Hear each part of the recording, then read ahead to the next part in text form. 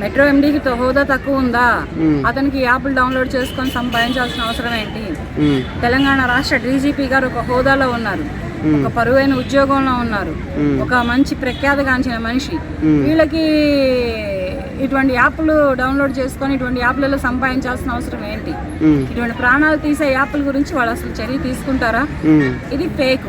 వాడికి ఏం పని లేదా? అన్వేషణ నా అన్వేషణ వాడికి ఏమి ఇటువంటి రూమర్స్ అన్ని చేసి ఏం చేద్దాం అనుకుంటున్నాడు?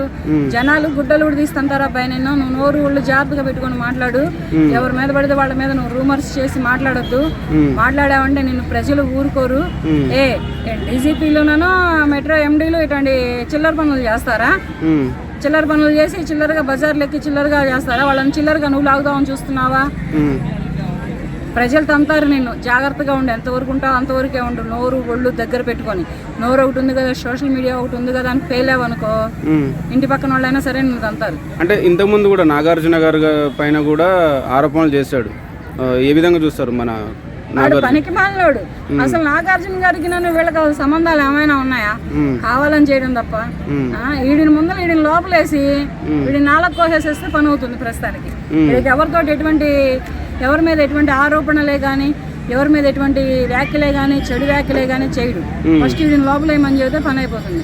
మరి డీజీపీ గారి, తెలంగాణ రాష్ట్ర డీజీపీ గారి మీదనే ఇటువంటి వ్యాఖ్యలు చేశాడంటే మరి అతనైనా కొంచెం చర్య తీసుకొని వీడిని లోపలేస్తే ఇటువంటి వ్యాఖ్యలు ఇక పెద్ద పెద్ద ప్రముఖుల మీదే కానీ, పెద్ద పెద్ద బిజినెస్ మ్యాన్ల మీదే కానీ, పెద్ద పెద్ద విఐపీస్ మీదనే కానీ వేయకుండా నోరు ఒళ్ళు దగ్గర పెట్టుకొని ఉంటాడు. అంటే ఎందుకు ఇలా చేస్తున్నారు అంటే డైలీ ఏదో ఒక ఎవరిపైన ఒక ఆరోపణలు చేస్తున్నాడు. అంటే మంచి మాట్లాడు, మంచిగా చూడు. ఏదైనా ఉంటే ఒక స్టార్ గురించి కానీ, ఒక సెలబ్రిటీస్ గురించి కానీ, లేకపోతే ఒక రాజకీయ నాయకుల గురించి కానీ మాట్లాడితే పాజిటివ్ మాట్లాడు.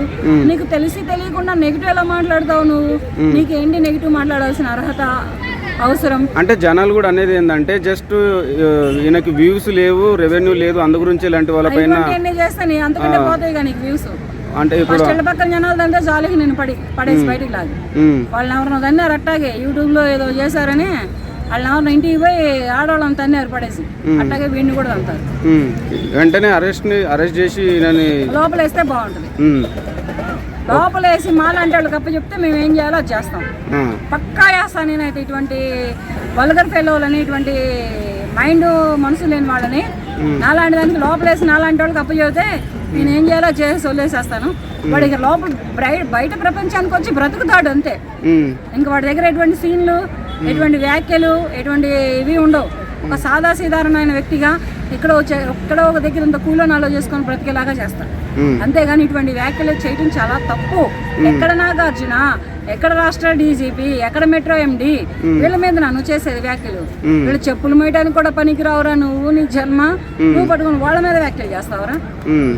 మొత్తానికి అయితే అన్వేష్ అరెస్ట్ చేసి వెయ్యాలా? Okay madam, thank you.